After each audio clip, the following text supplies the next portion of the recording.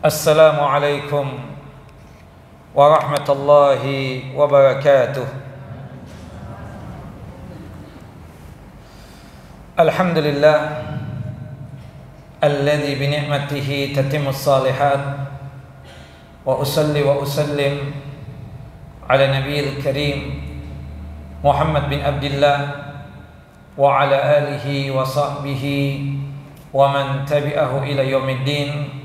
Wa ba'd, wa bisahli sadri wa yassir li amri wa hlul 'uqdatam min lisani yafqahu qawli. Allahumma anfa'na bima 'allamtana wa 'allimna ma yanfa'una wa zidna 'ilma. Allahumma inna na'udzubika min zawali ni'matika wa fuj'ati niqmatika wa tahawuli 'afiyatika wa jami'i sakhatika. Allahumma inna na'udzubika min jahdil bala wa darakis syaqa wa su'il qada wa syamatatil a'da. Allahumma inna na'udzubika min adzabi jahannam wa min adzabil qubur wa min fitnatil mahya wal mamat wa min syarri fitnatil masihid dajjal. Ikhwani wa akhawati fid din, a'azani wa a'azakumullah.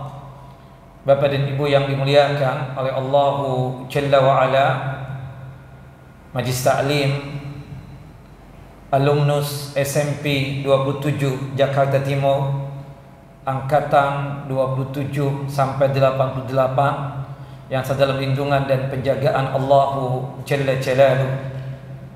Alhamdulillah, pada hari ini kita sudah masuk tanggal 5 Zulhijjah 1446 Hijriyah, yang dimana kita ini berada di bulan yang suci, di hari yang mulia, di hari yang utama untuk beramal, untuk beribadah.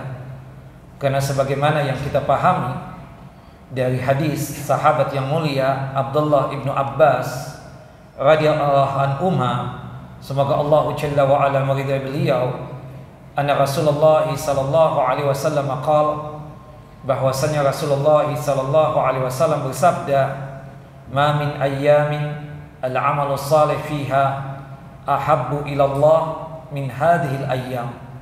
Tidak ada hari-hari yang paling disuka oleh Allah Jalla wa Ala untuk seorang hamba melakukan ibadah dan melakukan amal saleh kecuali di 10 hari yang pertama bulan Dzulhijjah ini,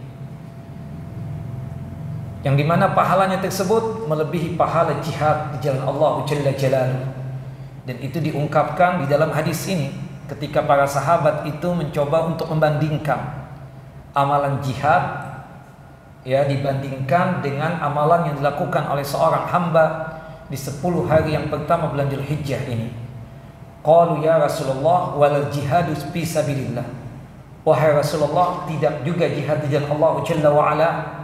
Qala Rasulullah SAW, walal jihadu fi sabilillah. Juga tidak jihad dengan Allah Jalla wa Ala. Para sahabat sangat memahami, sangat mengerti jihad itu amalun azim, amalan yang sangat besar pahalanya.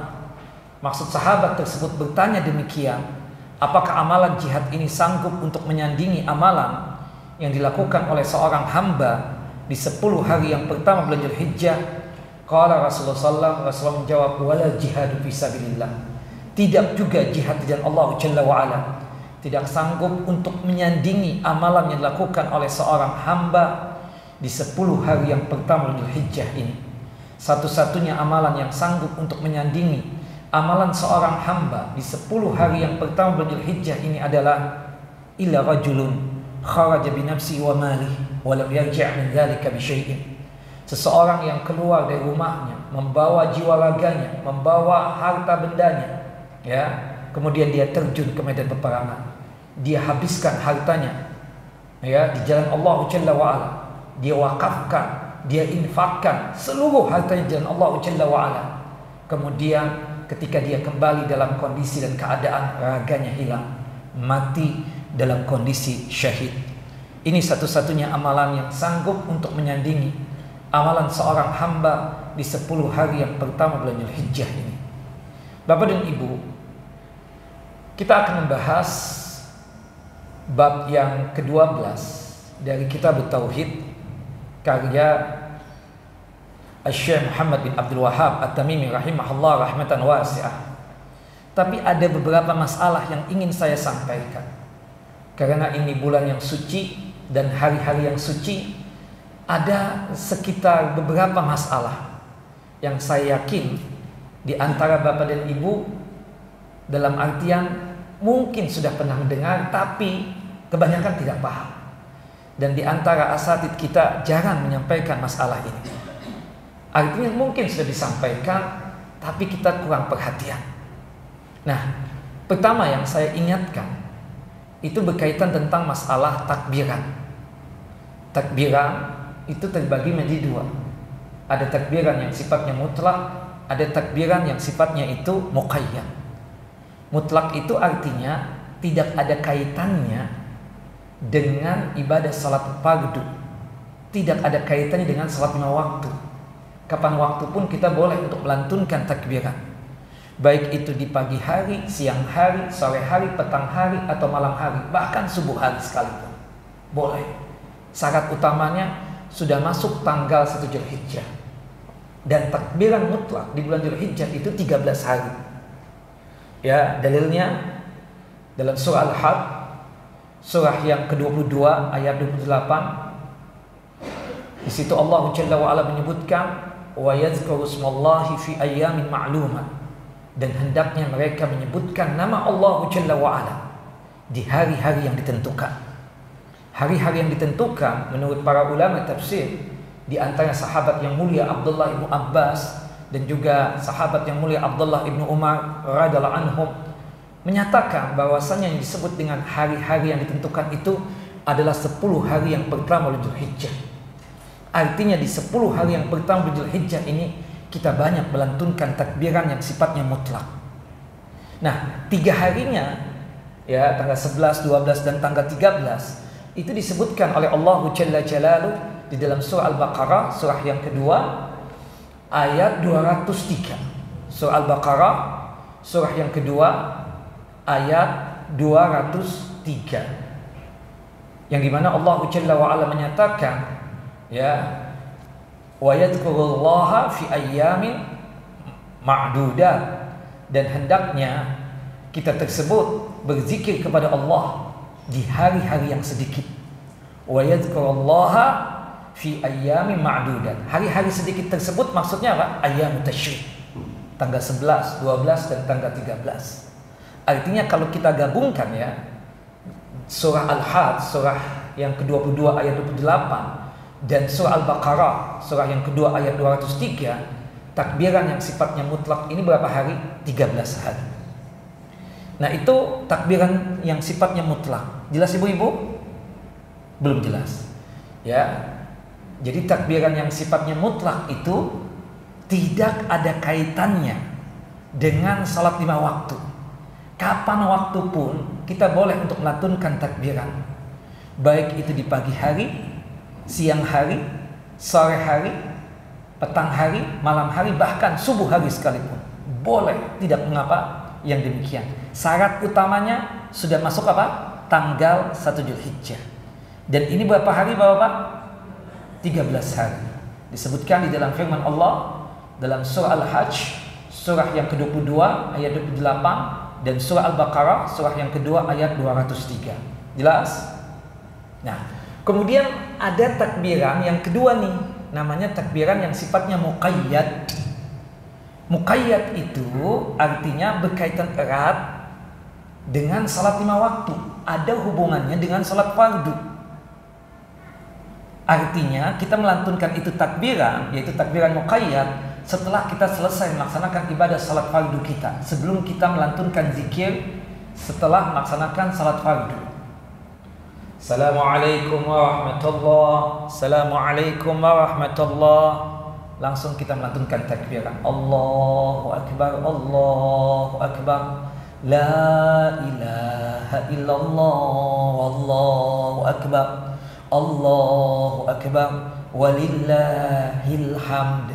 Nah, Bapak Ibu, takbiran yang sifatnya mutlak, muqayyad ini, takbiran yang sifatnya muqayyad ini, itu terbagi menjadi dua bagian. Ada takbiran untuk orang yang berhaji, ada takbiran untuk orang yang tidak berhaji. Ada takbiran untuk orang yang berhaji, ada takbiran untuk orang yang tidak berhaji. Ini takbiran yang sifatnya apa? Muqayyad. Nah, takbiran untuk orang yang tidak berhaji itu 5 hari. Takbiran untuk orang yang tidak berhaji itu berapa hari? 5 hari. Dimulai dari tanggal 9 Zulhijjah, hari Arafah, setelah melaksanakan salat subuh. Misalnya ya Bapak Ibu, besok nih, misalnya besok tanggal 9 Zulhijjah, besok setelah melaksanakan salat subuh, pastikan melantunkan takbiran. Takbiran apa namanya? Muqayyad. Bagi siapa? Bagi orang yang tidak berhaji. Berakhirnya tanggal 13 Zulhijjah, hari terakhir tasyrik setelah melaksanakan salat asar. Jelas ibu-ibu? Takbiran muqayyad berarti berapa hari? 5 hari. Dimulai tanggal berapa Bapak? Tanggal 9 Zulhijjah, hari Arafah, setelah melaksanakan salat subuh. Berakhirnya tanggal berapa Ibu? 13 Zulhijjah, hari terakhir tasyrik, setelah melaksanakan salat apa? Asar. Itu takbiran muqayyad untuk orang yang tidak berhaji. Adapun takbiran yang muqayyad untuk orang yang berhaji cuma 4 hari. Takbiran muqayyad untuk orang yang berhaji cuma 4 hari. Dimulai dari tanggal 10 Zulhijjah setelah melaksanakan sholat zuhur, dan berakhirnya tanggal 13 Zulhijjah, hari terakhir tasyrik, setelah melaksanakan sholat asar. Jadi sekali lagi, takbiran muqayyad untuk orang yang berhaji berapa hari Bapak Ibu? 4 hari. Mulainya kapan?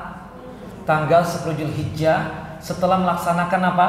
Salat zuhur. Berakhirnya tanggal berapa? Tanggal 13 Zulhijjah, hari terakhir tasyrik, setelah melaksanakan salat apa? Asar. Jelas ya? Takbiran muqayyad untuk orang yang tidak berhaji berapa hari? 5 hari. Mulainya kapan Bapak Ibu? Tanggal 9 Zulhijjah setelah melaksanakan salat apa? Salat subuh. Berakhirnya takbiran muqayyad untuk orang yang tidak berhaji tanggal berapa?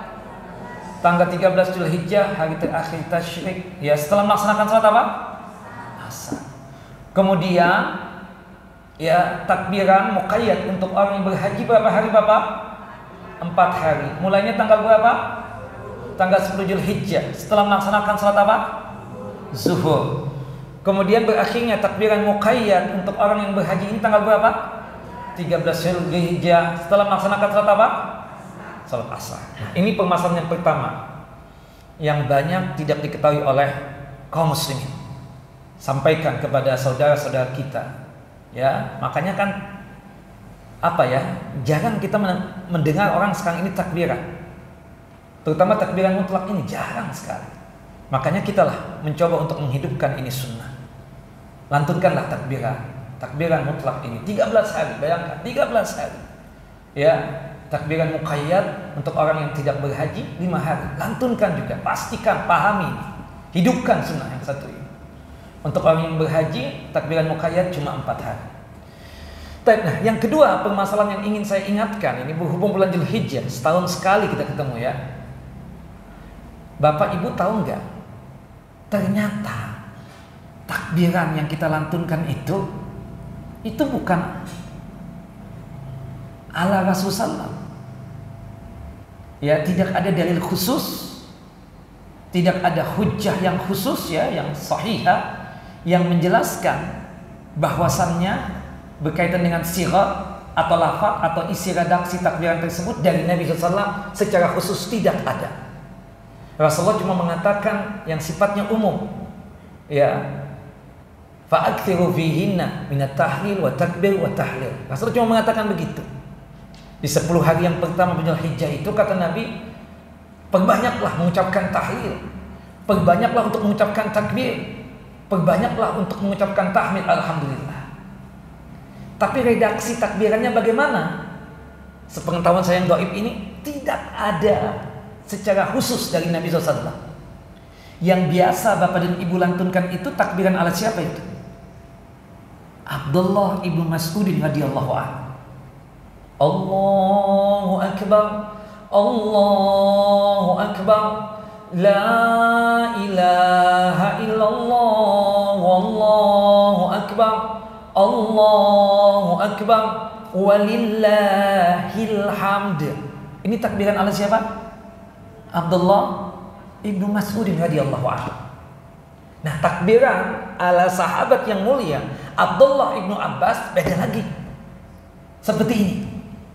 Allahu Akbar, Allahu Akbar, Allahu Akbar, Walillahil hamd. Allahu Akbar wa ajar, Allahu Akbar ala ma hadana. Ini takbiran ala siapa? Abdullah ibnu Abbas radhiyallahu anhu. Ada takbiran yang pendek sekali ala Salman Al-Farisi. Allahu Akbar, Allahu Akbar, Allahu Akbar kabira. Ini takbiran ala Salman Al-Farisi. Nah, yang biasa ibu lantunkan, yang biasa bapak lantunkan, itu takbiran ala siapa? Abdullah ibnu Mas'udin radhiyallahu anhu. Jadi kesimpulannya ya, tidak ada kita katakan sirat takbiran secara khusus dari Nabi SAW. Lafaz atau redaksi takbiran yang khusus dari Nabi kita Muhammad sallallahu alaihi wasallam. Makanya kata Al-Imam Asy-Syafi'i rahimahullah rahmatan wasi'ah, dan dikuatkan oleh Al-Imam As-San'ani ya, di dalam kitab beliau Subulus Salam, syarah daripada kitab Bulughul Maram, bahwasannya beliau menjelaskan dalam sigat takbiran, dalam redaksi takbiran tersebut, itu jenisnya yang datang dari ulama atau para ulama sangat banyak sekali. Yang jelas selama di dalamnya tersebut ya, isinya tersebut ada pensucian kepada Allah Jalla Jalaluh, ada pengagungan kepada Allah Jalla Jalaluh, ada tauhid ya untuk Allah Jalla wa ala, ada pemuliaan untuk Allah Jalla wa ala, maka tidak mengapa yang demikian. Nah, subhanallah, kita sering ya mendengar takbiran tersebut dengan berbagai macam sirat, termasuk takbiran yang seperti ini. Allahu Akbar kabira, walhamdulillahi katsira, wa subhanallahi bukratan wa asila, la ilaha illallah ولا نعبد إلا إياه مخلصين له الدين ولو كره الكافرون لا إله إلا الله وحده صدق وعده ونصر عبده وهزم الأحزاب وحده لا إله إلا الله والله أكبر Allahu Akbar walillahil hamd. Ini takbiran ala siapa? Imam Asy-Syafi'i rahimahullah rahmatan wasi'ah. Makanya kata beliau, kalau takbiran seperti ini kana hasanah, lebih baik lagi. Nah, poinnya satu Bapak dan Ibu. Apa yang dilakukan oleh saudara-saudara kita tersebut ya, dengan berbagai macam versi tadi itu, semuanya benar, semuanya sahih. Makanya selama di dalamnya tersebut ada pensucian kepada Allah, ada pengagungan untuk Allah, ada pemuliaan untuk Allah, ada pujian untuk Allah, ada tauhid, silakan saja, tidak mengapa demikian. Yang jelas takbiran yang biasa Bapak lantunkan, takbiran yang biasa Ibu lantunkan, itu takbiran ala siapa? Sahabat yang mulia Abdullah ibnu Mas'udin radhiyallahu anhu, bukan dari Rasulullah. Tidak ada sigat atau lafaz khusus takbiran dari Nabi sallallahu alaihi wasallam. Wallahu a'lam bissawab. Nah, Yang ketiga ya, permasalahannya saya ingatkan, puasa Arafah. Alhamdulillah tahun ini tidak ada perbedaan antara negeri yang kita cintai Indonesia dengan Saudi Arabia. Artinya puasa Arafah kita hari apa? Di tahun 2025 Mesir ini hari Kamis ya jatuhnya. Nah, yang saya ingin ingatkan juga Bapak dan Ibu yang dimuliakan oleh Allah Jalla wa Ala, berkaitan erat tentang masalah doa. Hari Arafah tersebut doa kita apa? Mustajab, diijabah, dikabulkan oleh Allah Jalla Jalaluhu. Sebagaimana yang disabdakan oleh Nabi kita Muhammad SAW di dalam hadis yang sahih, hadis dari Ibunda Aisyah radhiyallahu anha, semoga Allah Jalla wa Ala meridai beliau. Hadis yang dikeluarkan oleh Al-Imam Muslim di dalam kitab sahih beliau pada nomor hadis 1348. Dan itu dikuatkan lagi di dalam hadis Abdullah bin Amr bin As radhiyallahu anhuma. Nah, hadis yang dikeluarkan oleh Imam Ahmad. Para ulama itu berdebat, beristilah.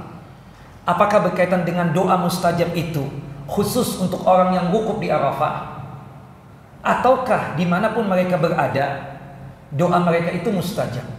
Karena menurut mereka kemuliaannya, kenapa doa mustajab itu dikarenakan harinya, tanggal 9 Zulhijjah, bukan karena tempatnya, bukan karena keadaannya. Wal arjah, pendapat yang paling kuat, pendapat yang paling benar, bahwasannya di tanggal 9 Zulhijjah itu doa kita mustajab dimanapun kita berada, baik kita yang berhaji ataupun kita yang tidak berhaji, baik kita yang sedang wukuf di Arafah ataupun yang tidak wukuf di Arafah. Ya, doa mereka apa? Mustajab. Dikarenakan itu berkaitan erat tentang harinya, yaitu tanggal 9 Zulhijjah, hari Arafah, doa mustajab. Mau di malam harinya, mau pagi harinya, mau siang harinya, mau sore harinya, mustajab doa.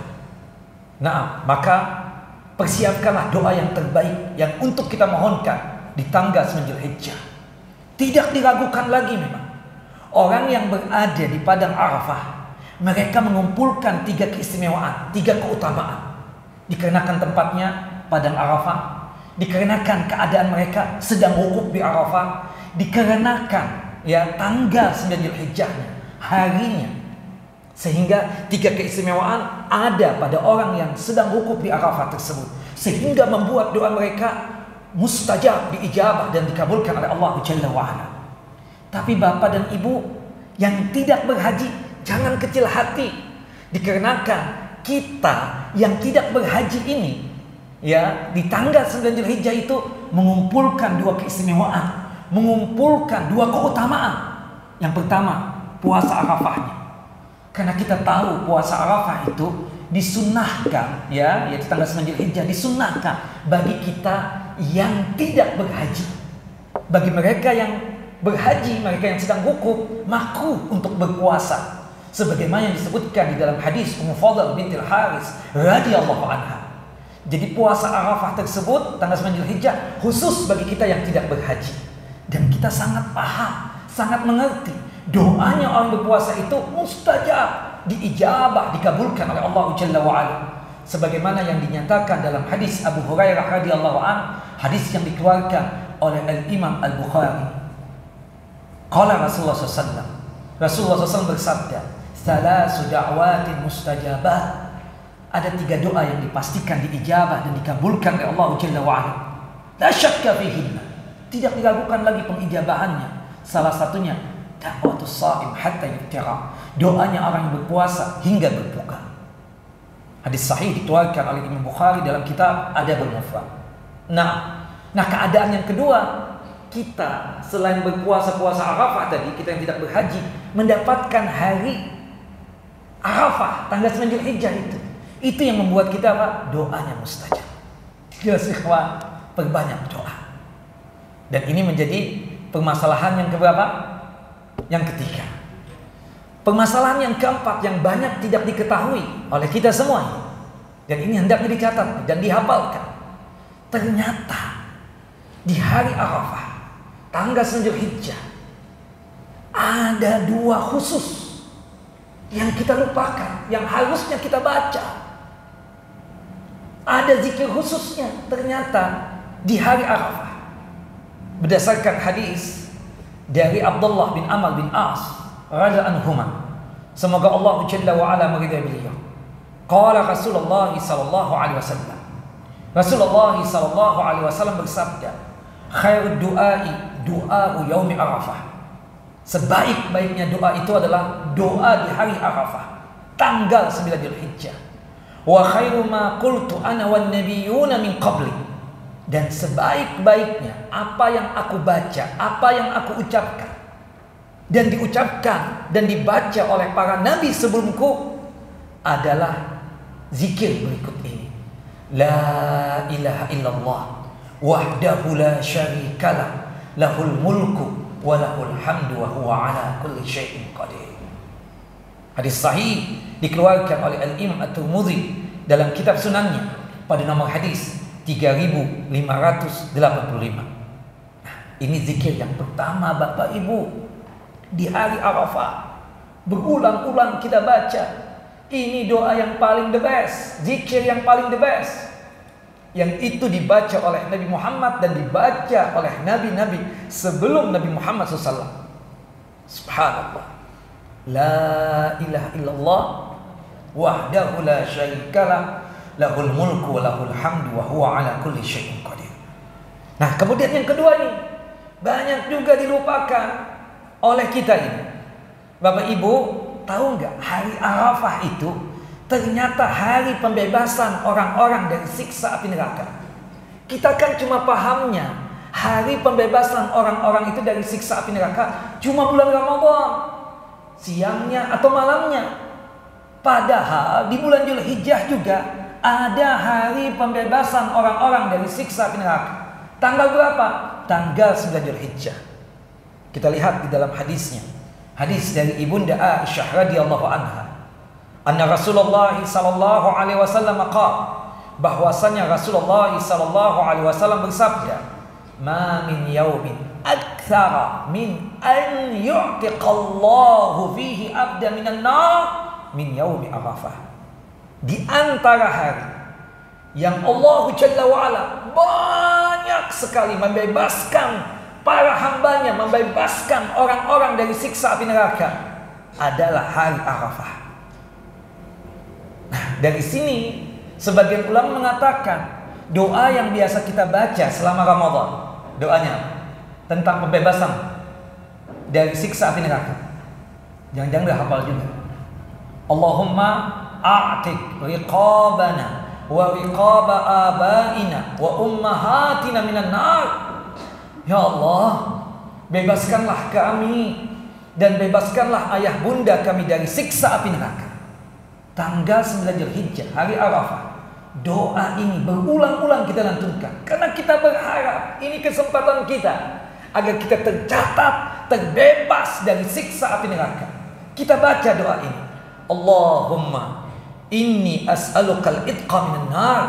Ya Allah, aku memohon, meminta kepadamu pembebasan dari siksa api neraka. Atau yang umum tadi, Allahumma a'tik riqabana wa riqaba abaina wa ummahatina ya wa azwajina wa auladina wa dhurriyyatina ya minan nar. Ya Allah, bebaskanlah kami dari siksa api neraka. Ya Allah, bebaskanlah ayah bunda kami dari siksa api neraka. Bebaskanlah pasangan kami dari siksa api neraka. Bebaskanlah anak keturunan kami dari siksa api neraka. Atau ingin mendoakan kaum muslimin seluruhnya, Allahumma a'tik riqabana wa riqaba abaina wa ummahatina wa jami'il muslimin minan nar. Ya Allah, bebaskanlah kami dari siksa api neraka. Bebaskanlah ayah bunda kami dari siksa api neraka. Dan bebaskanlah kaum muslimin seluruhnya dari siksa api neraka. Nah, dua doa atau anggaplah satu zikir, satu doa. Nah, zikir khususnya la ilaha illallah wahdahu la syarikalah, lahul mulku wa lahul hamdu wa huwa ala kulli syai'in qadir. Yang kedua, doanya Allahumma a'tik riqabana wa riqaba abaina wa ummahatina wa jami'il muslimina minan nar. Ya Allah, bebaskanlah kami dari siksa api neraka. Bebaskanlah ayah bunda kami dari siksa api neraka, dan bebaskanlah seluruh kaum muslimin dari siksa api neraka. Nah, ini permasalahan yang keberapa? Kelima. Yang keenam, tanggal 10 Zulhijjah. Ibu-ibu, bapak-bapak, Idul Fitri itu artinya apa? Pak, Idul Fitri artinya apa? Ya Allah, ya Allah. Ibu, kembali apa? Kembali makan. Maksudnya benar. Yang benar Idul Fitri, hari berbuka. That's it. Udah kembali ya. Memang setiap tahun kembali kalau ada umur kita. Ramadan datang, kitanya belum tentu ada. Nah, jadi Idul Fitri, hari berbuka. Hari berbuka. Tayyib. Kebiasaan Nabi kita Muhammad sallallahu alaihi wasallam berkaitan dengan Idul Fitri, sebelum datang ke tanah lapang melaksanakan salat Idul Fitri, beliau melakukan apa dulu? Makan atau sarapan, untuk menunjukkan bahwasannya tanggal 1 Syawal itu ya hari berbuka, tidak berpuasa lagi. Ya, untuk membedakan antara ya Syawal dengan bulan Ramadan. Tapi kalau Idul Adha, nah itu bahasanya bukan puasa sebenarnya ya, cuma untuk memudahkan kali ya. Sarapannya itu ditunda setelah pelaksanaan sholat Idul Adha, ya kan? Sebagaimana disebutkan di dalam hadis Buraidah bin Husayb al-Aslami radhiyallahu an, semoga Allah Jalla wa ala meridai beliau. Qala, berkata Buraidah, kana an-nabiy sallallahu alaihi wasallam la yakhruju yaumal fitri hatta yat'ama wa la yat'amu yaumal adha hatta yusalliya. Adalah Rasulullah sallallahu alaihi wasallam di Idul Fitri, tidaklah beliau keluar menuju tanah lapang untuk melaksanakan salat Idul Fitri kecuali beliau sudah sarapan. Dan pada hari Idul Adha beliau tidak sarapan. Ya, sarapannya ditunda setelah selesai melaksanakan salat Idul Adha. Hadis sahih dikeluarkan oleh Al-Imam At-Tirmidzi di dalam kitab sunannya pada nomor hadis 545. Hadis ini disahihkan oleh Syekh Nasir Albani. Nah, pertanyaan saya, kenapa Nabi Muhammad itu menunda sarapannya setelah salat Idul Adha? Bapak, Ibu, kenapa Nabi Muhammad SAW menunda sarapannya setelah salat Idul Adha? Tujuannya tadi, makanan yang pertama kali yang beliau makan adalah apa? Daging korban beliau. Nah, di sini para ulama menegaskan tentang hadis ini. Dikuatkan di dalam hadis yang dikeluarkan oleh Imam Daruqutni. Wa kana la ya'kulu yawman nahri syai'an hatta yarji'a fa ya'kula min udhiyatihi. Rasulullah tidaklah sarapan di hari nahar atau Idul Adha sampai beliau pulang dari pelaksanaan salat Idul Adha. Kemudian beliau sarapannya dengan hasil korban beliau atau daging korban beliau. Jelas ya? Jadi hadis ini kata para ulama boleh kita amalkan ya dengan catatan kita tentunya mengamalkan hadis, tapi tolong ya pengamalannya itu sesuai dengan apa yang dipraktekkan oleh Nabi SAW. Jangan ya mengamalkan satu hadis menurut hasil pikiran kita doang. Tidak. Nih, dari hadis ini kata para ulama, di antaranya Al-Imam Az-Zailai, ya ini salah seorang dari kalangan madhab ulama Hanafi. Beliau mengatakan begini, hadza fi haqqin man yudahi liya'kula min udhiyatihi, amma fi haqqi ghairihi fala. Ini bagi orang, ya hadis ini diperuntukkan ya untuk orang yang hendak berkorban agar dia bisa makan daging korbannya yang dia jadikan sarapan pertama kali di Idul Adha tersebut apa? Daging korbannya. Adapun orang yang tidak memiliki korban, artinya dia tidak berkorban, tidak berlaku aturan ini. Tidak berlaku apa? Aturan ini. Tidak bisa untuk menjalankan sunnah yang satu ini. Bisa jadi orang yang tidak berkorban itu dia tidak memiliki korban. Orang kalau sudah tidak berkorban berarti nggak mungkin dong makan daging korbannya. Berarti orang yang tidak berkorban, boleh nggak Bapak Ibu sarapan terlebih dahulu sebelum melaksanakan salat Idul Adha? Boleh. Boleh nggak ngopi dulu? Begitupun juga yang kedua nih, bagi ibu-ibu yang berkorbannya nebeng dengan suaminya, bagi anak-anak yang berkorbannya nebeng dengan ayahnya, juga tidak berlaku hukum ini.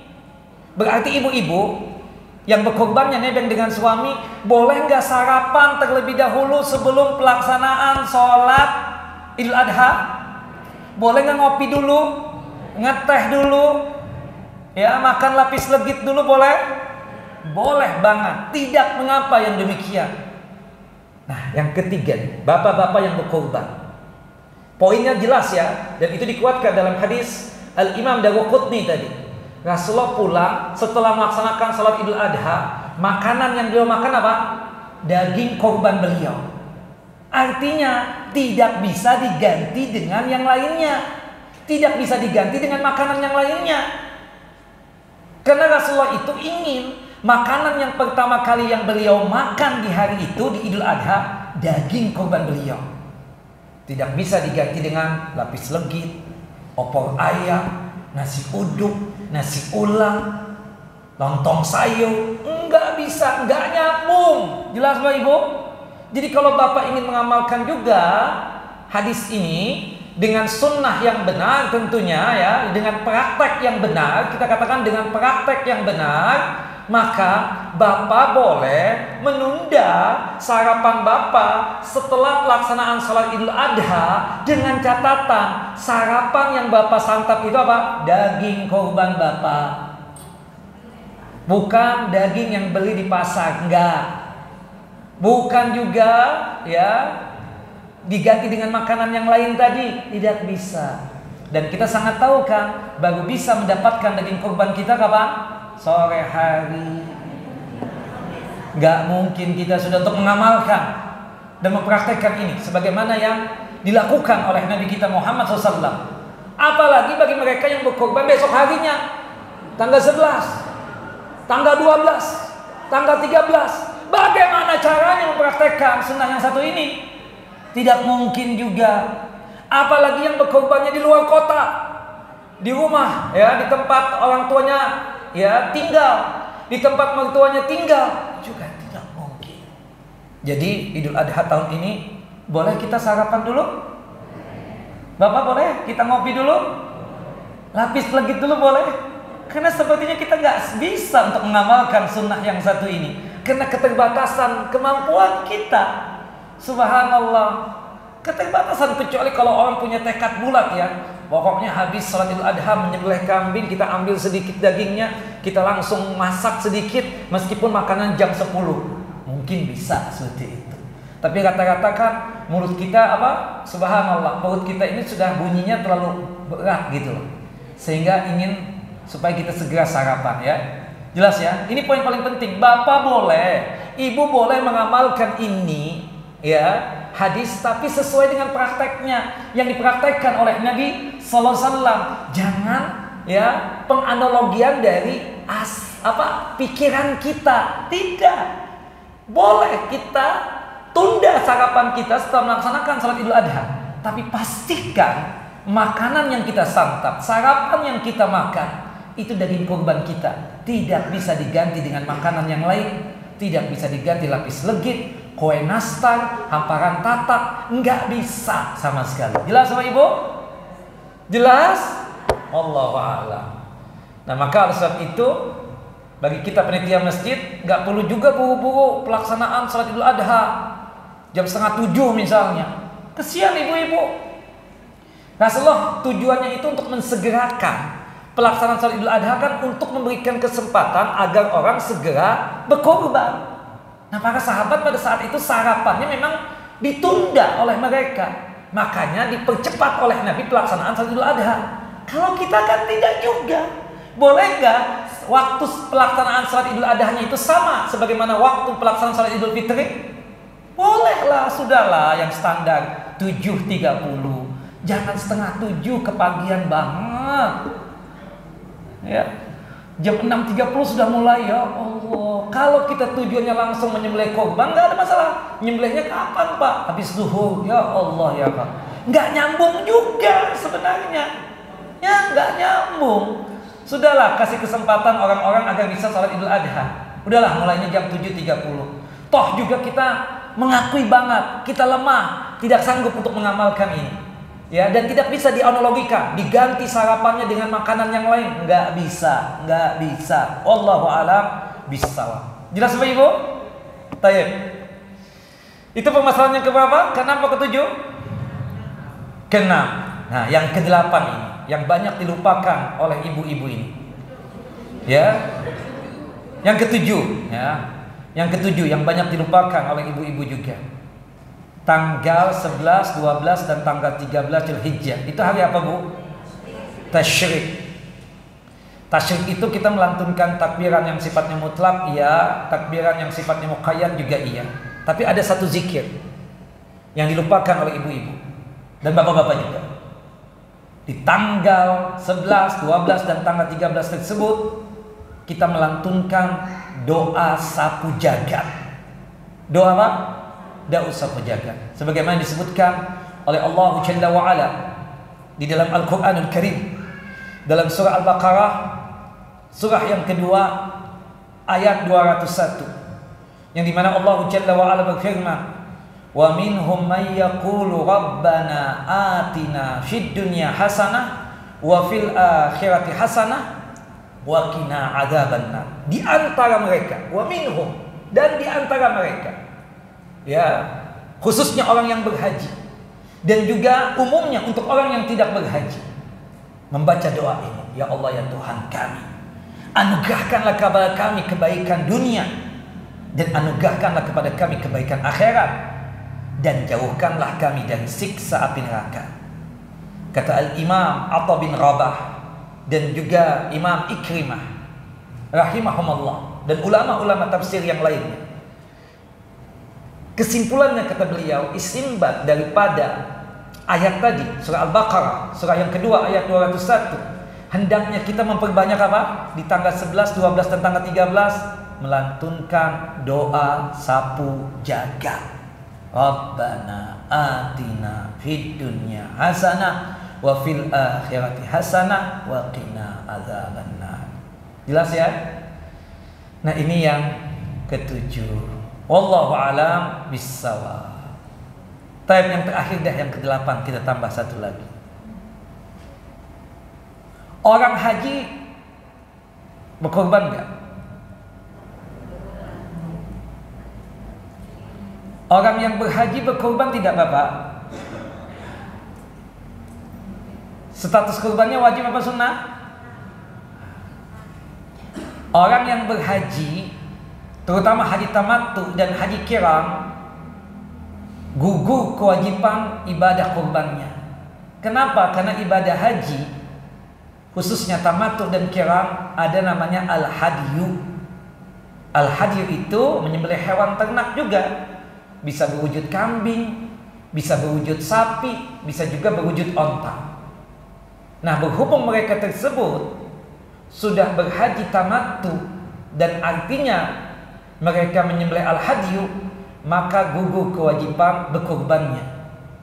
Tapi jika sekiranya dia tersebut meninggalkan istri dan anaknya di negerinya dan dia sendiri yang berhaji, maka kata Syekh Abdul Aziz bin Baz rahimahullah rahmatan wasi'ah, termasuk juga dikuatkan oleh Syekh Muhammad bin Shalih Al-Utsaimin, ya rahimahullah rahmatan wasi'ah, hendaknya mereka berkorban di negerinya agar anak istrinya bisa mendapatkan pahala korban tersebut. Meskipun status korbannya wajib atau sunnah? Sunnah saja, karena dia melaksanakan ibadah haji, terutama haji tamattu dan haji kiram. Wallahu a'lam bishawab. Tayyib, terakhir ini, semoga masih ingat, yang jarang juga, kadang di antara kita ini berhaji sudah, tapi tahallulnya nggak paham.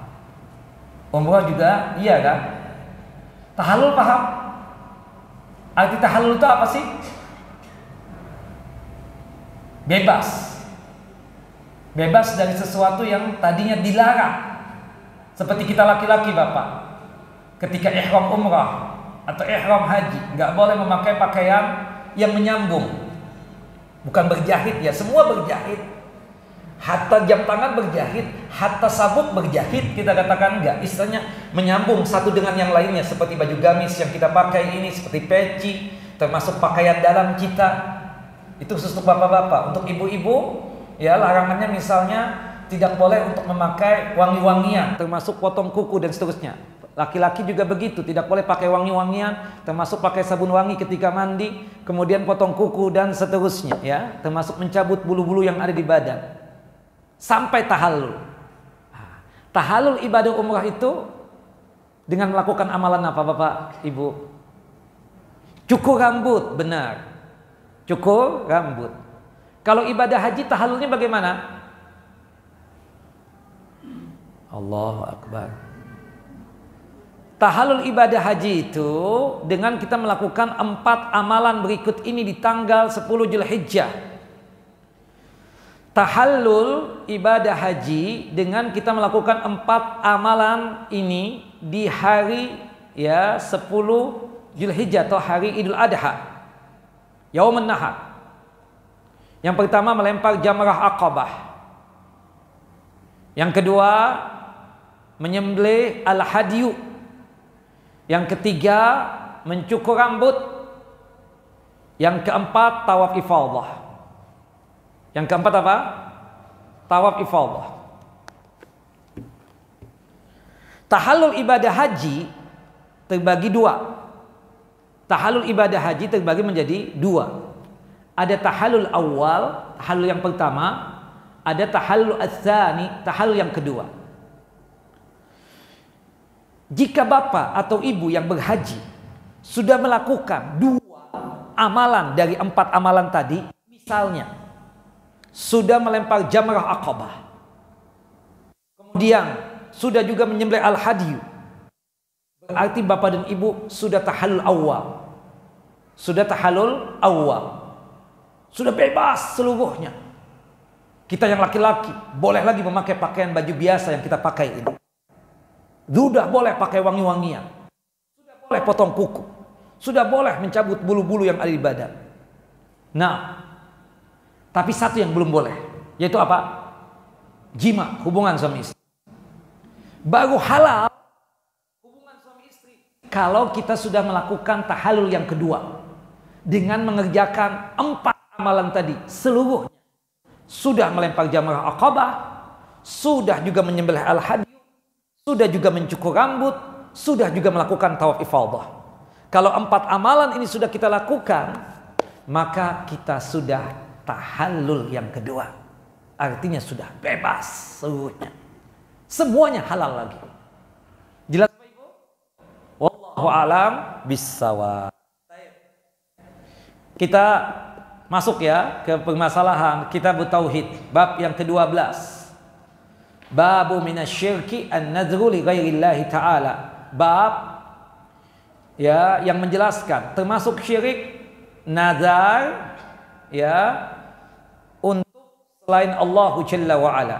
Termasuk perbuatan syirik jika bernazarnya untuk selain Allah Jalla Jalaluh. Sebelum kita masuk kepada pembahasan ini, 9 permasalahan tadi jelas? Ibu-ibu? Bapak-bapak jelas? 9 permasalahan tadi? Biasanya kan gak ada pertanyaan. Ada pertanyaan sebelum saya mulai ini? Tidak ada. Bapak? Ada pertanyaan? Saya yang nanya. Tanggal 9 Zulhijjah, hari Arafah, ada 2 zikir, ada 2 doa yang kita baca. Yang pertama apa, Pak? Yang pertama apa tadi?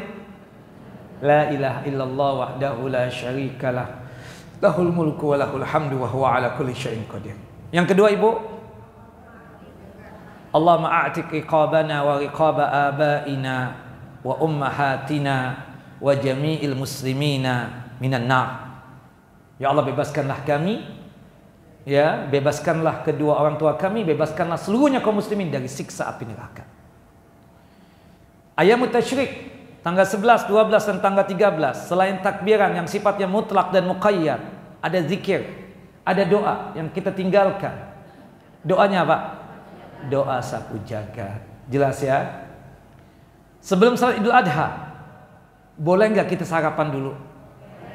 Boleh nggak makan dulu? Boleh nggak ngopi dulu? Bagi mereka yang ingin mengamalkan sunnah tadi, sarapannya ditunda setelah pelaksanaan salat Idul Adha, maka yang harus dia lakukan apa? Sesuai dengan apa yang dilakukan oleh Nabi. Sarapannya yang pertama kali harus apa? Daging korbannya. Wallahu a'lam bishawab. Jelas Bapak Ibu? Jelas ya? Gak ada pertanyaan, gak ada pertanyaan. Baik, kita langsung masalah nazar. Alhamdulillah. Baik Bapak dan Ibu yang dimuliakan oleh Allahu Jalla wa Ala, berbicara tentang masalah nazar. Definisinya dulu. Di dalam Al-Quran, nazar dapat diartikan dua arti atau dua pemaknaan.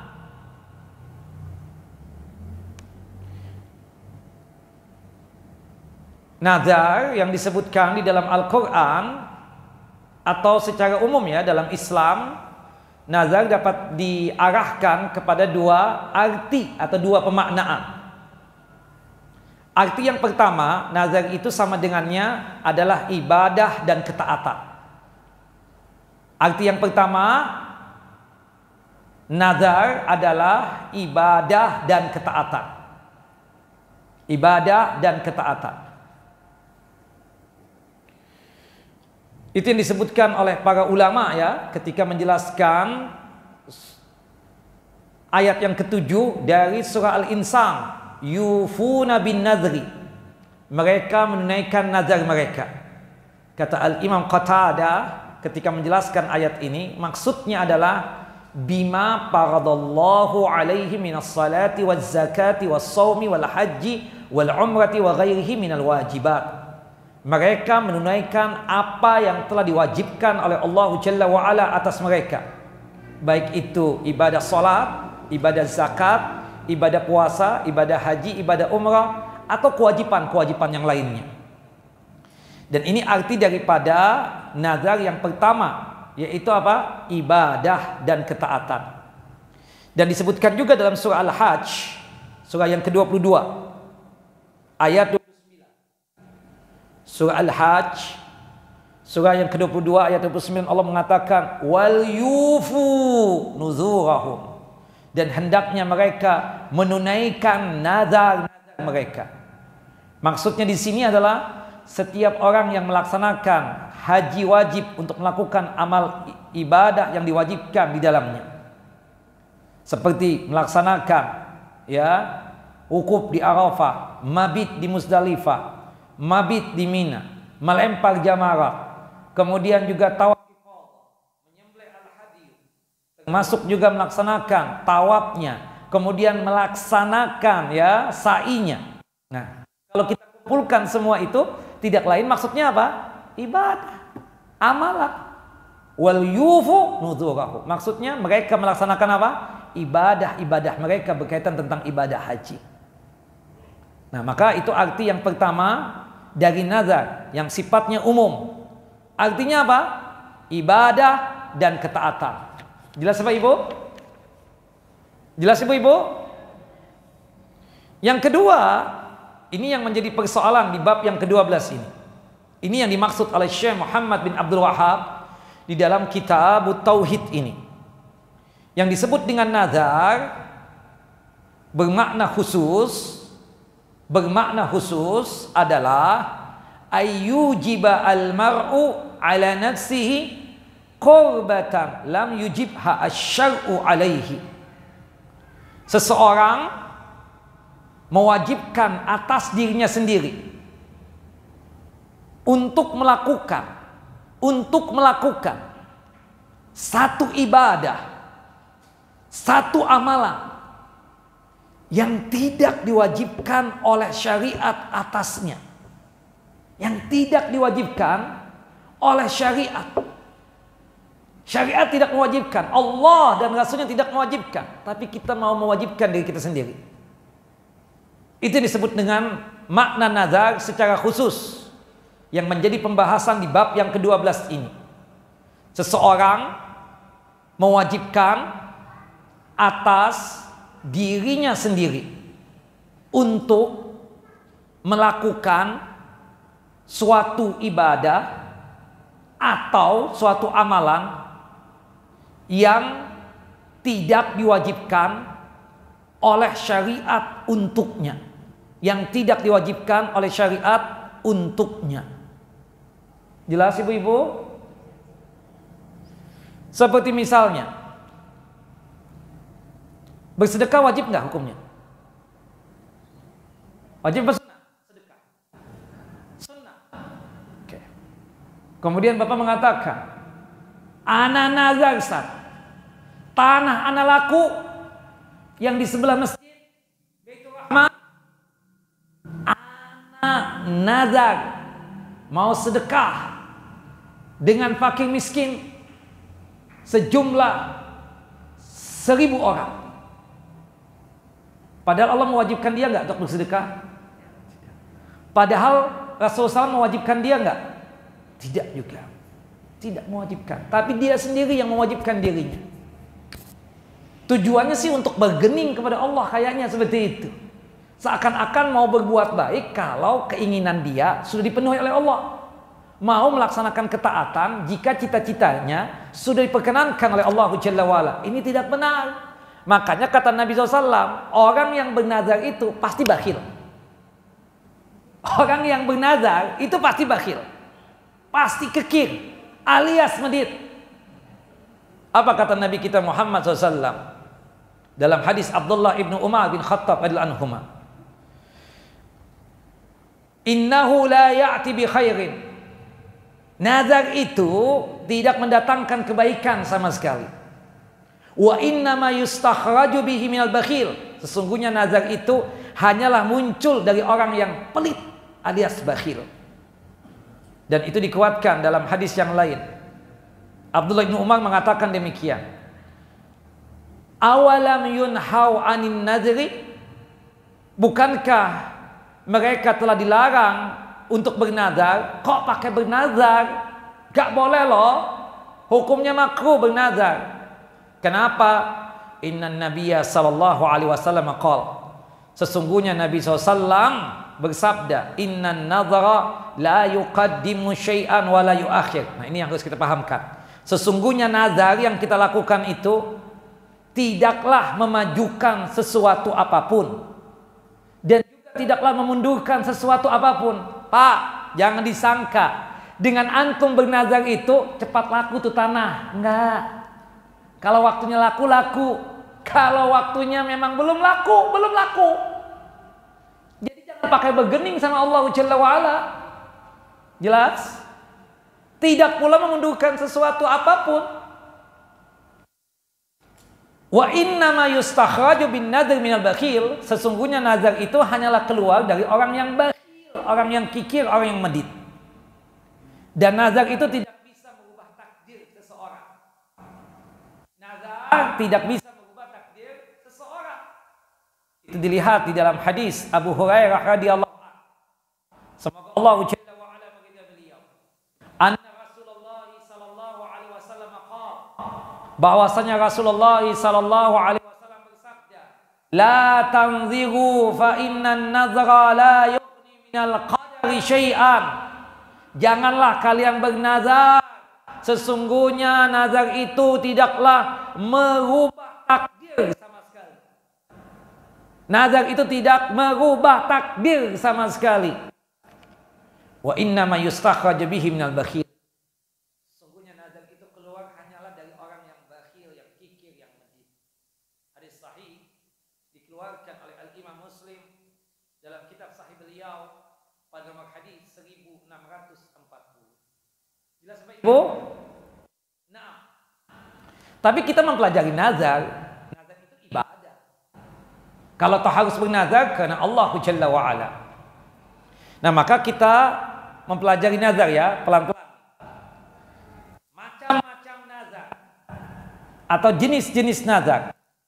Secara umum Bapak dan Ibu, nazar terbagi menjadi dua bagian.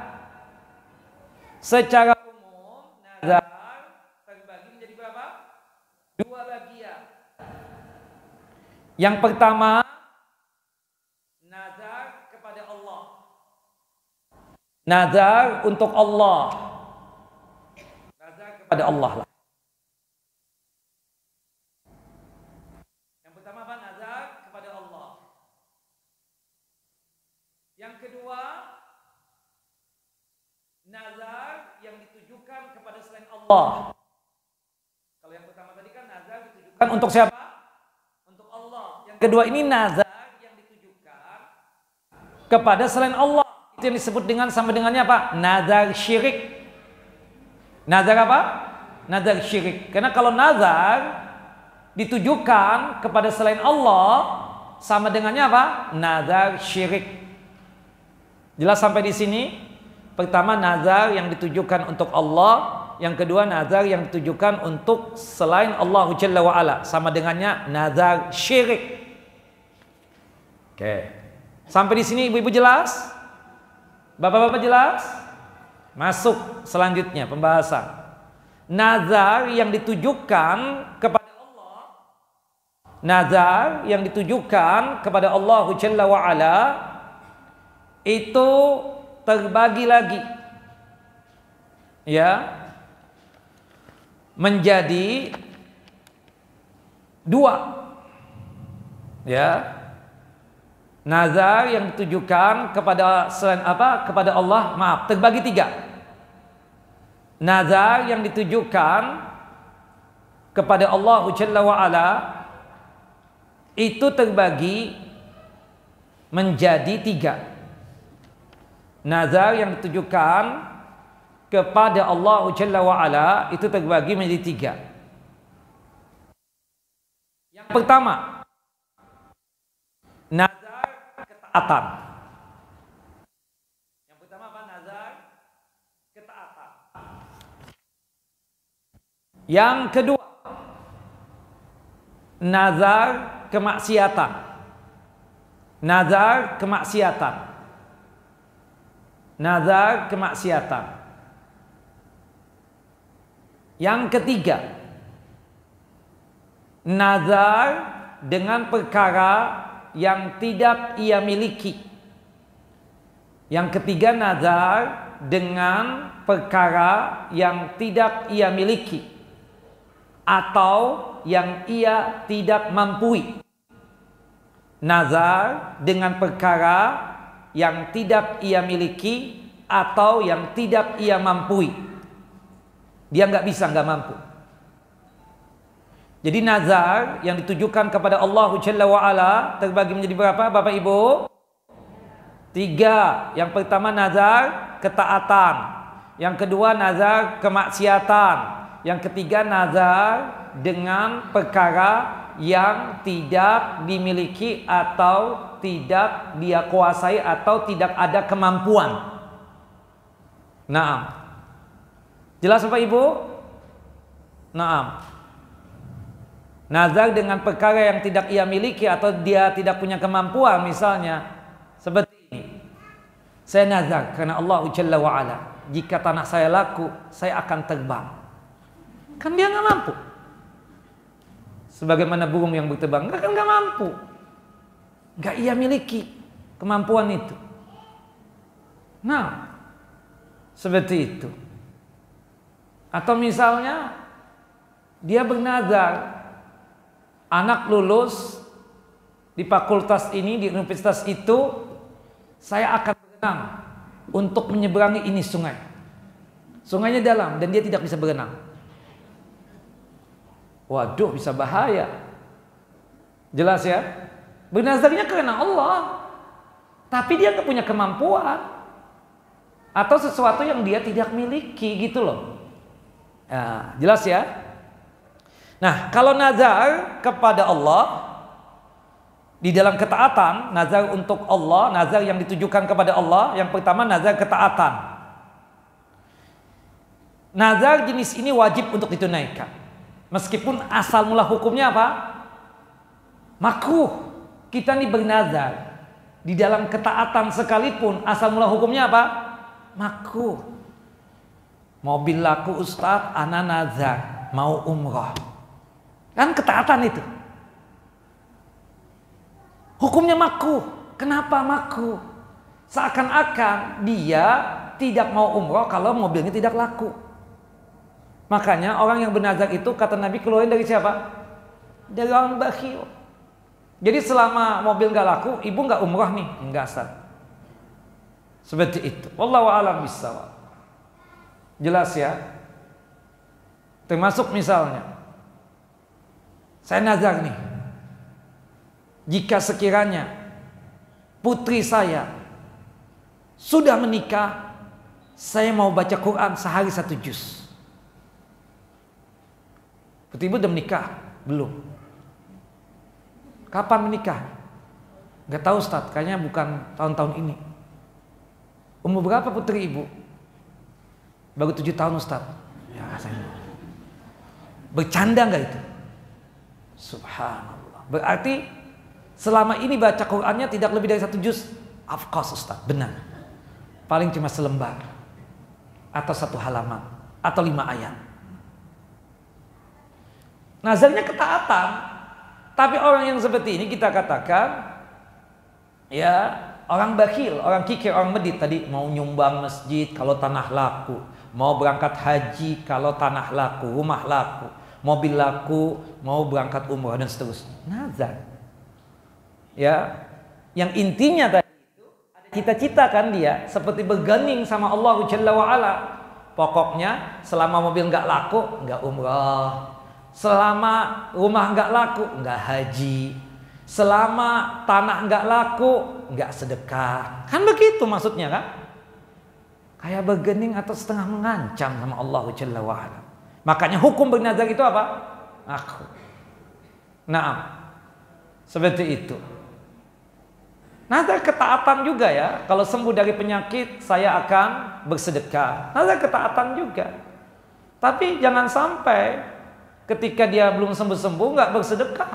Nggak begitu juga kali ya. Wallahu a'lam bishawab. Nah, kalau sekiranya sudah terjadi nazar ini, ya Allah, aku bernazar, dan diucapkan nazar itu tidak cukup di hati, diucapkan dengan lisan, disaksikan oleh orang sekitar. Ana nazar, sembuh dari sakit, ana akan bersedekah, ya, untuk bapak dan ibu angkatan 1988 SMP 27 Jakarta Timur selama 1 tahun. Berapa per orangnya? $100 sedekahnya. Tapi sudah dia ucapkan itu, sembuh total. Subhanallah, ini angkatan kita wanti-wanti ini semua, enggak yang ikut kajian aja. Oke, yang ikut kajian berapa? Ibu-ibunya ada sekitar 200, kemudian bapak-bapaknya 100 orang. Kali $100 berapa? Konsekuensi wajib. Kalau nggak dijalankan,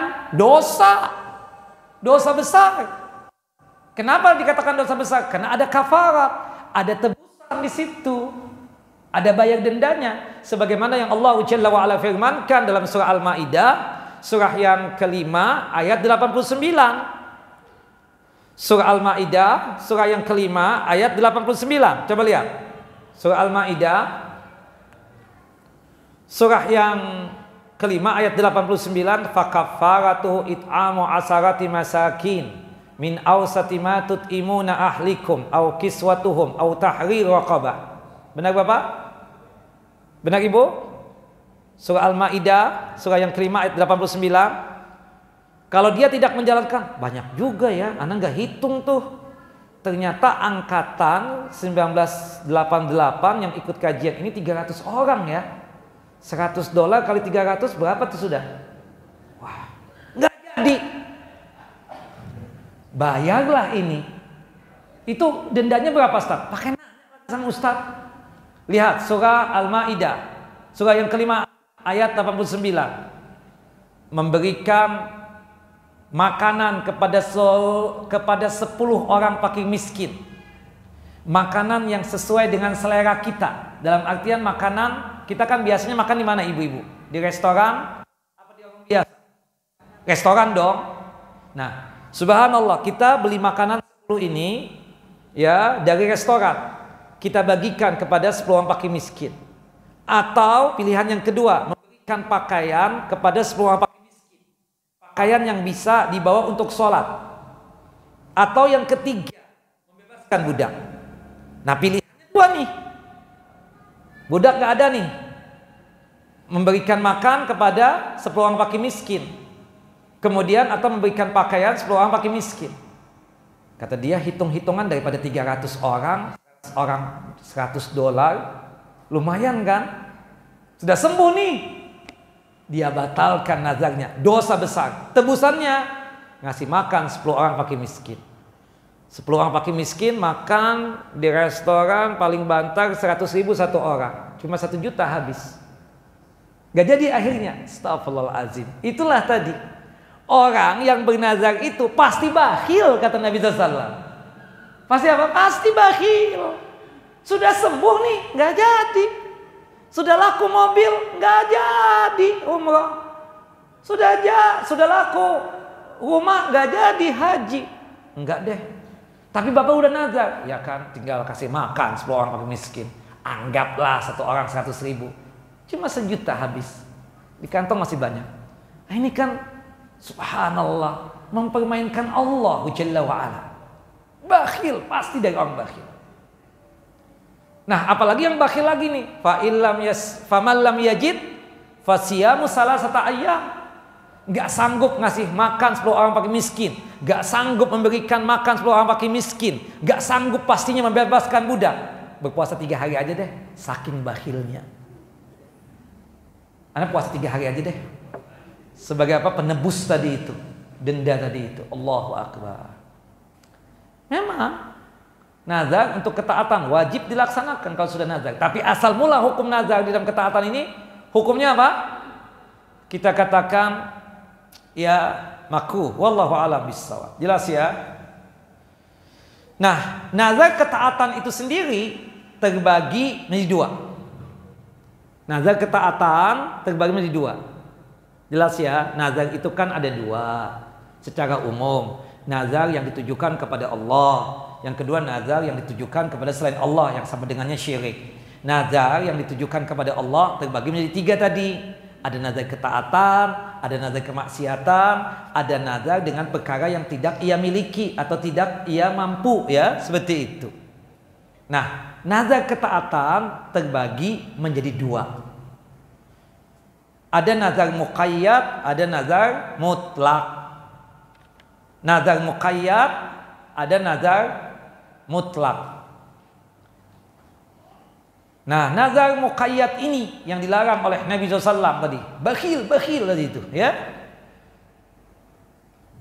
Sembuh dari sakit, mau sedekah 100 orang, per orangnya $100 tadi. Nah, itu muqayyad itu. Jelas ya, kalau saya sembuh maka saya bernazar untuk bersedekah ini dan itu. Kalau saya lulus atau naik pangkat maka saya akan beribadah umrah, ya. Kalau saya misalnya apalah, ya, terserah bapak dan ibu, saya akan begini dan seterusnya. Ini nazar muqayyad namanya. Ini haram yang seperti ini, makruh, ya, kita katakan bukan sampai haram, makruh, ya. Ini yang dilarang oleh Nabi SAW, yang disebutkan di dalam hadis Abdullah bin Umar anhuma dan disebutkan di dalam hadis Abu Hurairah radhiyallahu anhu. Hukum memulai nazar muqayyad ini hukumnya makruh. Lebih bagus apa? Ditinggalkan. Gak usah pakai nazar Bapak Ibu, udahlah, serahkan sama Allah. Jika seseorang yang telah terlanjur bernazar dengan nazar muqayyad ini, maka ia wajib menunaikan nazar tersebut. Karena sama halnya dengan menunaikan sumpah kepada Allah dalam menjalankan ketaatan kepada Allah Jalla wa'ala. Jelas Bapak Ibu? Ibu-ibu jelas nazar muqayyad? Nazar muqayyad itu dikaitkan dengan sesuatu. Ya, kalau saya sembuh dari sakit, saya akan umrah. Nih, muqayyad kan? Artinya dia mau umrah nih kalau sudah diangkat penyakitnya. Kan seperti itu. Kalau tanah laku, saya akan bersedekah. Nih, ini poinnya. Ini muqayyad nih, terikat. Tanah laku, dia akan bersedekah. Tapi kalau mutlak tidak. Dia mewajibkan dirinya untuk beramal soleh saja tanpa mensyaratkan apapun. Ya, tanpa mensyaratkan apapun. Ya, dia nazar saja. Ini nazar apa? Mutlak. Ini pun juga apa? Ditinggalkan. Ya, nazar mutlak pun juga apa? Ditinggalkan. Wallahu a'lam bishawab. Tapi kalau sudah nazar bagaimana Ustaz? Kalau cita-citanya sesuai, sudah tanah laku, ya dia harus melakukan amal soleh, apapun bentuk amal solehnya. Dia bilang begini nih, tanah laku ana nazar. Nazarnya apa? Nah, kita yang dengar kan jadi nanya. Enggak, ana pokoknya nazar aja melakukan amal soleh.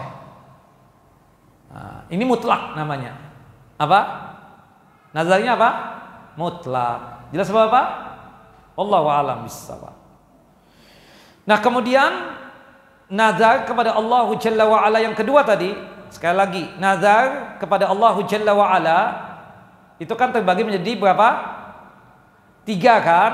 Ada nazar ketaatan, ada nazar kemaksiatan, ada nazar yang dengan perkara yang tidak ia miliki.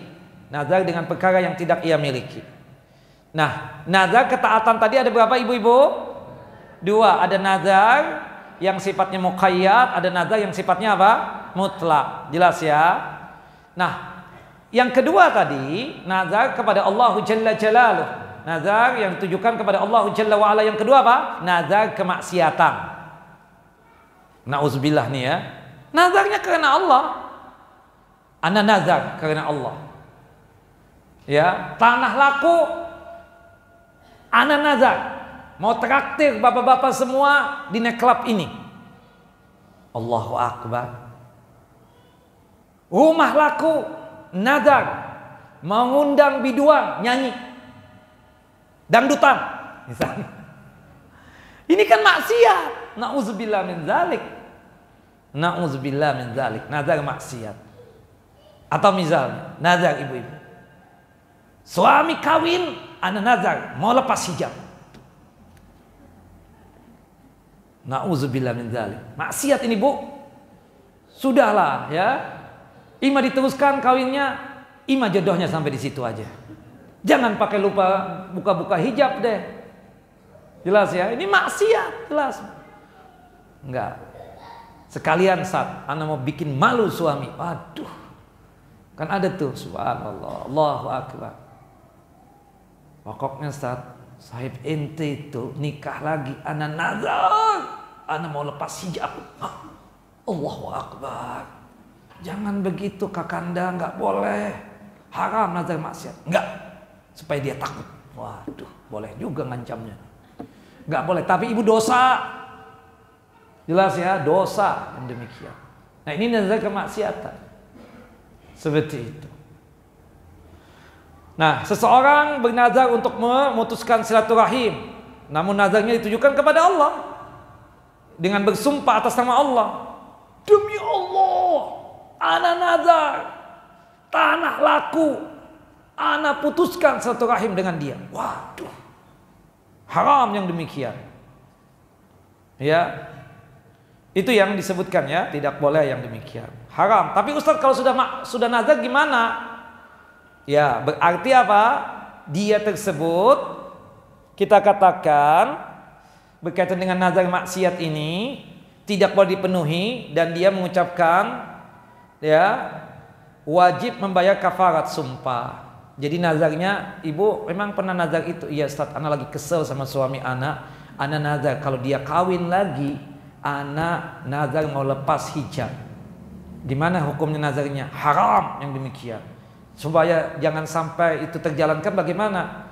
Ibu bayar kafarat. Kafaratnya berapa tadi? Pilihannya ada 3. Ngasih makan 10 orang fakir miskin, ngasih pakaian 10 orang fakir miskin, atau bebaskan budak. Tidak sanggup yang 3 tadi apa? Berpuasa berapa hari? 3 hari. Surah Al-Maidah ayat berapa? 89.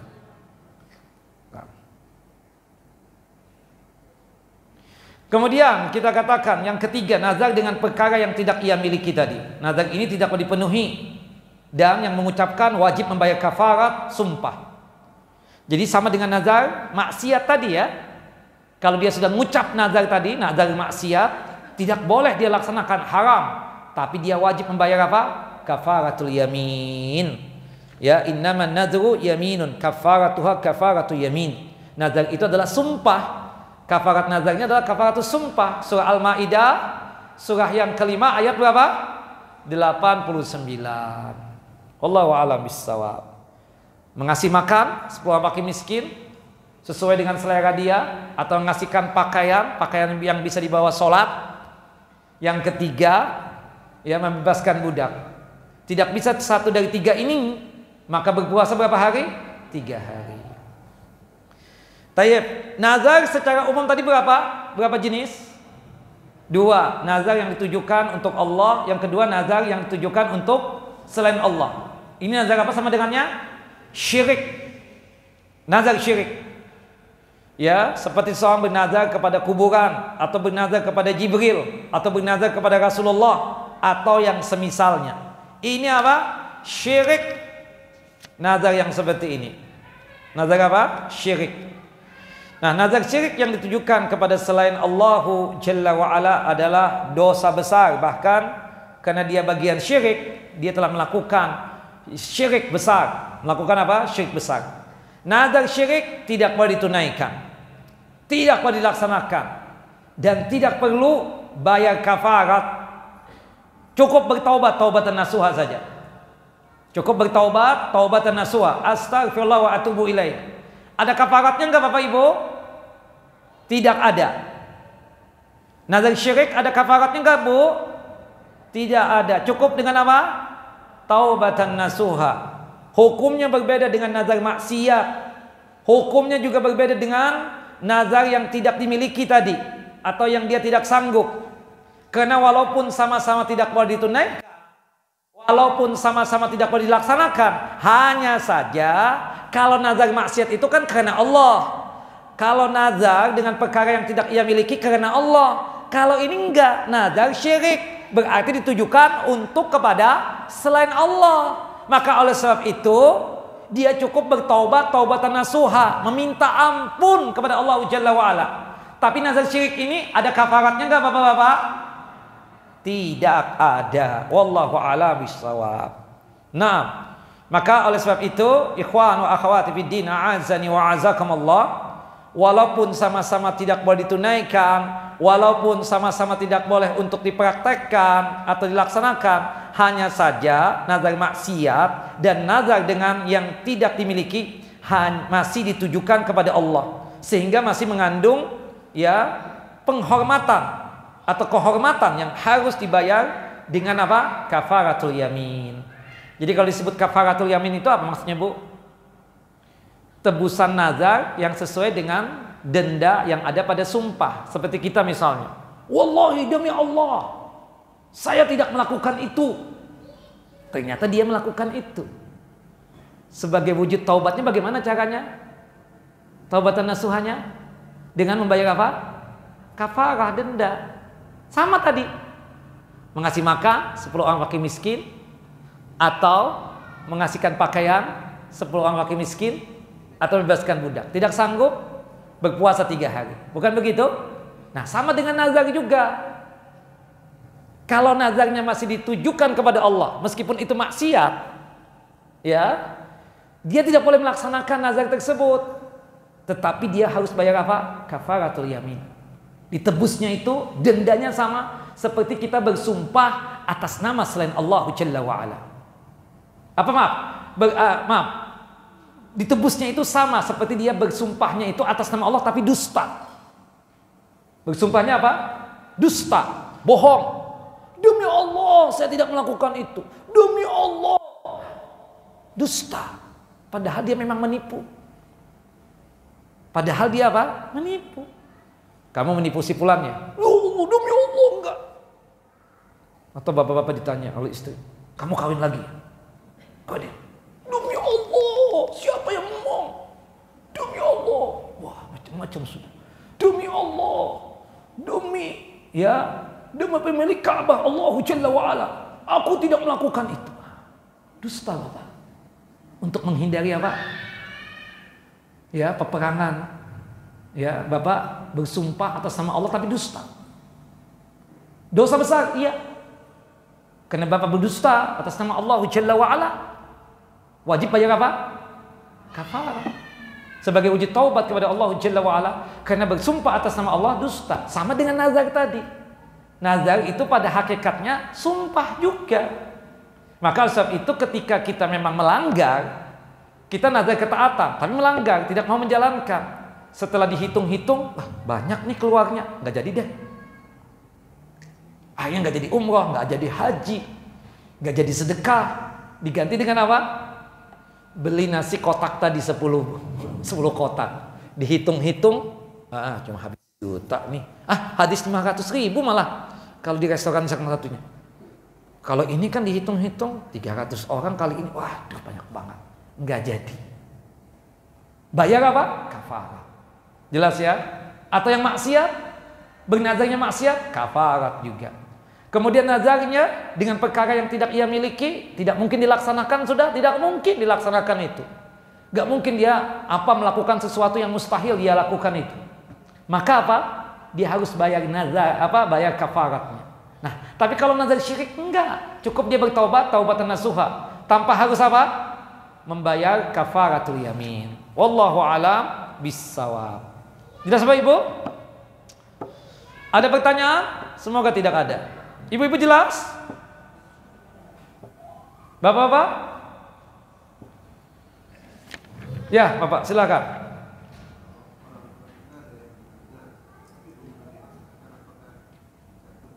Anak.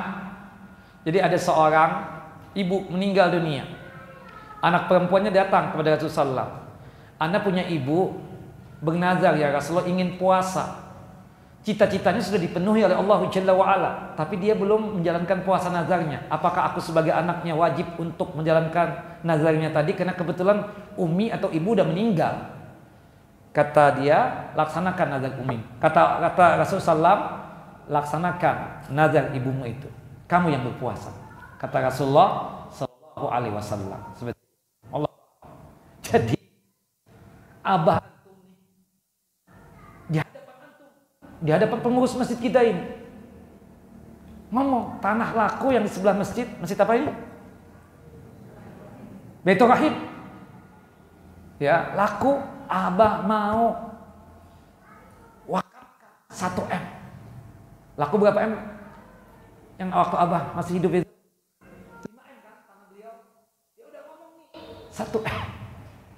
Subhanallah. Singkat cerita, abah ini sakit. Pengurus masjid kan gak enak nih, mau nagih-nagih itu. Allahu Akbar. Datang kepada antum. Antum, abah, nazar begitu? Iya. Subhanallah. Setelah beberapa pekan, abah antum meninggal, belum menjalankan nazar. Tanah udah laku. Sudah ke rekening, duit dana sudah ke rekening abah antum. Siap-siap bagi warisan nih. Antum ngomong sama ahli waris yang lain, gimana nih abah nazar ini? Berapa abah nazar? 1 M. Gimana kak? Kak gimana kak? 1 M lumayan juga ya. Cuma antum nih yang mau menjalankan. Kesian abah ini. Enggak ada ya. Coba panggil ustaz. Nah pasti ustaz kan itu. Ustaz, ini abah kelewatan nih ustaz. Masa nazar sampai 1 M? Yang nanggung kita ini. Kita nggak mau Ustaz. Ini anak abah banyak, ada 7. Gimana? Nazarnya apa sih? Nggak, beliau waktu hidup nazar kalau tanah laku yang di samping masjid, beliau nazar ya sekian untuk dikasihkan kepada masjid. Kebetulan 1 M yang disebut angkanya itu. Kebetulan yang laku, kebetulan banget tanahnya laku 5 M Ustaz. Kata Ustaz, ya udah jalankan Ustaz, 1 M. Lumayan Ustaz, kita kan ber-7 nih. Habis gimana? Kami ingin membatalkan Ustaz. Gimana caranya? Waduh. Ya pertama, kalian bertobat kepada Allah. Tidak menjalankan nazar. Yang kedua, berdoa kepada Allah agar Allah mengampuni dosa abah. Yang ketiga tadi, surah Al-Maidah ayat berapa? Surah Al-Maidah surah kelima ayat 89. Beli apa? 10 nasi kotak tadi. Atau beli pakaian. Ya, 10 pakaian. atau bebaskan budak. Jelas ya? Udah, puasa kayaknya nggak terjalankan juga. Oh itu aja deh, kata antum nih, kan paling 500.000 tuh, udah, saya yang bayar deh kata kakak antum. Subhanallah, pengurus masjid mengingatkan, gimana ini? Kita sepakat nih 7 orang, nggak bisa jalankan itu. Nah kebetulan pengurus masjid tanya Ustadz lagi, Ustadz katanya inti ngomong begini. Ya anu mau ngomong apa? Mereka nggak mau. Ya 1 M, gede ini, bukan 100.000 sejuta. Akhirnya dibatalkan. Nah maka oleh sebab itu apa? Hati-hati bernazar. Hati-hati bernazar. Boleh nggak anak-anaknya membatalkan begitu ibu-ibu? Boleh nggak Pak? Secara hukum boleh, nggak ada masalah. Subhanallah, secara hukum boleh. Kemungkinan besar kalau si ayah itu masih hidup, kayaknya membatalkan juga dengan cara begitu. Wallahu a'lam bishawab. Nah itulah tadi, itu aduh bakhil sudah, orang yang nazar itu pasti bakhil. Ujung-ujungnya kalau sudah dipenuhi oleh Allah Jalla wa'ala, berubah pikiran. Makanya paling bagusnya antum mau sedekah aja deh, jangan pakai nazar. Wallahu a'lam bishawab. Begitu kira-kira Bapak Ibu. Ya Ibu. Assalamualaikum Ustaz. Wassalamualaikum warahmatullahi wabarakatuh. Izin bertanya dari surat Al-Maidah 89 tadi, Allah tidak menghukum kamu disebabkan sumpah-sumpahmu yang tidak dimaksud untuk bersumpah. Seperti apa contohnya Ustaz? Kayak kebiasaan orang. Itu bukan ada di sini, biasanya di Jazirah Arabia itu. Nggak dimaksud, bukan yang dimaksud itu. Kadang kan kita lagi asik ngomong, wallahi nih kak, aku baru dari sini. Ngapain pakai wallah segala? Maksudnya dia itu bukan untuk tujuan apa-apa, karena kebiasaan. Bukan yang dituju itu, enggak. Nah itu yang disebutnya. Wallahu a'lam bishawab. Kebiasaan tuh, sedikit-sedikit main wallah. Makanya janganlah kita itu sedikit-sedikit main wallah seperti itu. Tapi sudah kebiasaan. Sebenarnya bukan sumpah itu. Mereka bukan bersumpah, tapi karena kebiasaan dari apa yang diucapkan, dari perkataan-perkataan mereka itu sedikit-sedikit wallahil azim seperti itu. Padahal nggak pakai wallah juga nggak ada masalah, tapi karena kebiasaan tadi. Wallahu a'lam bishawab. Jelas ya? Ada lagi Ustaz, Ustaz izin bertanya, boleh tidak bernazar begini? Kalau anak-anak laku, anak bayar lunas hutang. Secara hukum boleh, ya kan? Cuma hukumnya tadi apa? Nazar dalam ketaatan tadi makruh, lebih bagus ditinggalkan. Kalau tanah laku ya sudah, bayar aja, nggak usah pakai nazar segala seperti itu. Itu kan karena kita ditekan oleh teman kita, oleh saudara kita sama muslim, kapan mau bayar? Demi Allah, ana bersumpah, tanah ana laku, ana nazar, mau melunasi utang anak kepada antum. Nah karena ada tekanan tadi, tapi hukumnya apa? Makruh. Nah karena sudah ngucap, wajib dilaksanakan. Tanah laku misalnya 2 M, ya itu uang yang 1 M, bayar segera yang utang tadi itu, tinggal tersisa 1 M. Nah kita kan dengar itu, tanahnya laku nih, kita datang dong buka, bang udah laku kan bang? Udah, tapi ini itu nggak jadi. Sudah nazar, anu udah bayar kafarat, ya Allah ya Rob, dibatalin lagi, pasti begitu lagi. Allah bisa, untuk lagi aja. Ya, Bu tadi mau nanya apa?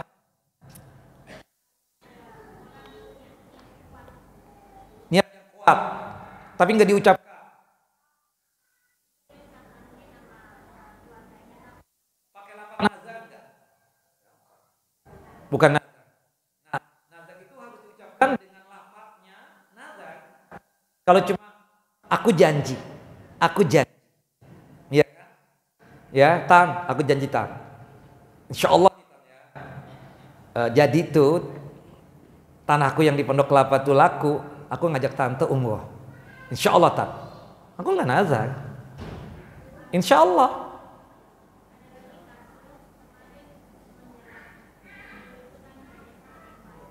Apa?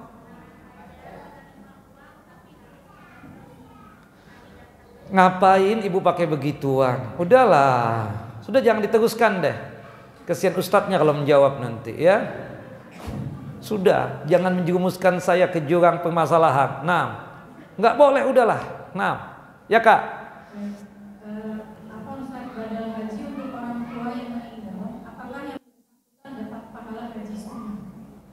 Dapat.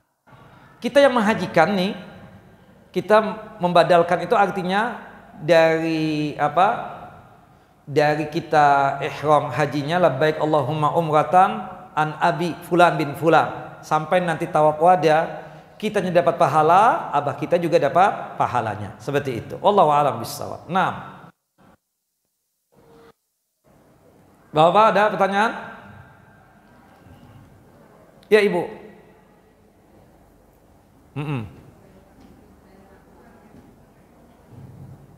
Kenapa Bu? Langsung aja, langsung, gak apa-apa.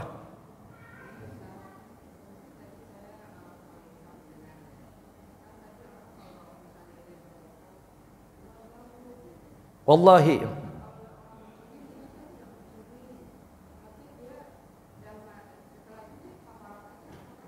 Iya, dia dosa besar, minta ampun kepada Allah dan bayar kafarat. Untuk menghindari amukan masa, dia, wallahi demi Allah saya tidak mencuri, padahal dia mencuri. Ya kan? Ya tentunya ada, Allah Maha ya mengetahui tentang niatan dia, tentang pikiran dia. Allah sangat mengetahui dia sungguh-sungguh atau apa tidak. Tapi kalau orang ingin bertaubat dari sumpah palsunya tadi itu, dia harus apa? Harus membayar kafarat tadi itu. Wallahu a'lam bishawab. 6. Ya Kak. Assalamualaikum warahmatullahi wabarakatuh. Assalamualaikum warahmatullahi wabarakatuh. Bolehkah kita menaikkan haji orang tua kita, sedangkan kita sendiri belum naik haji? Yang kedua, mau tanya, bagaimana kalau kita menaikkan haji orang tua, apakah dari uangnya sendiri atau uang kita? Ya. Sebenarnya secara hukum kita katakan beda dengan kurban ya. Abah kita belum haji, umi kita belum haji. Kebetulan yang punya uang kita. Memang secara hukum kita katakan asal mulanya kita dulu yang punya duit yang berhaji dan berumrah. Tapi berhubung kita khawatir dengan keadaan abah umi kita, takutnya ada apa-apa dan seterusnya, mungkin sakit, mungkin sudah tambah uzur ya, susah menjalankan ibadah haji dan ibadah umrahnya, maka duitnya tersebut kita serahkan kepada mereka berdua agar mereka berdua apa? Haji atau umrah. Bolehkah begitu? Boleh. Tapi tidak dengan ibadah kurban. Kalau ibadah kurban, kita yang punya fulus, abah umi kita tidak. Kita yang punya fulus dulu berkurban. Jelas ya? Kita dulu yang berkurban. Setelah itu ada kelebihan, baru kita belikan kambing atau sapi buat abah umi kita. Jelas? Yang ketiga, tentunya ini pilihan. Ustadz, abah sih tajir, kaya, insya Allah ada duitnya kalau berangkat haji dan umrah. Cuma saya juga, maaf ya, bukan narsis, Ustadz, Anda lebih kaya daripada abah aneh. Kan biasa begitu. Maksud Anda, Ustadz, kalau berangkat haji buat abah dan umi, boleh enggak dari duit anak aja? Oh, boleh banget. Seperti itu. Bah, tenang bah. Berangkat haji, duit aneh. Ya, duit aku bah. Umi berangkat umrah, haji juga begitu. Itu anak berbakti namanya, seperti itu. Tapi kalau misalnya aja deh, ya boleh-boleh aja.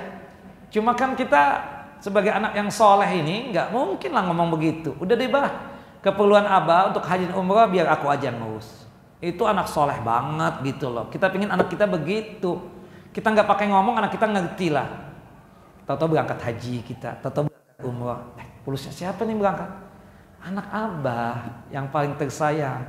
Ini rizki dari anak soleh ya, seperti itu. Wallahu a'lam bishawab. Nah, jelas ibu? Baik, cukup. Barakallahu fikum, jazakumullah khairan. Semoga bapak dan ibu selalu dalam lindungan Allah Jalla wa Ala, sehat walafiat, dimudahkan dalam masalah rizki dan nikmat, dipanjangkan umur di dalam ketaatan kepada Allah Jalla wa Ala. Sekali lagi tegaskan nasihat buat pribadi dan buat bapak ibu, maksimalkan di bulan Dzulhijjah itu beramal, terutama di 10 hari yang pertama bulan Dzulhijjah ini. Jangan sia-siakan hari-hari kita selama di 10 hari yang pertama bulan Dzulhijjah ini dan bulan Dzulhijjah secara umumnya. Wallahu a'lam bishawab. Ini kira yang bisa disampaikan pada kesempatan kali ini. Wassallallahu nabiyana Muhammad wa ala ali Muhammad kama shallaita ala Ibrahim wa ala ali Ibrahim innaka Hamidum Majid. Allahumma barik ala Muhammad wa ala ali Muhammad kama barakta ala Ibrahim wa ala ali Ibrahim innaka Hamidum Majid. Kita tutup kajian kita dengan masing-masing kita membaca doa kafaratul majlis. Subhanakallahumma wa bihamdika asyhadu an la ilaha illa anta astaghfiruka wa atubu ilaik. Assalamualaikum warahmatullahi wabarakatuh.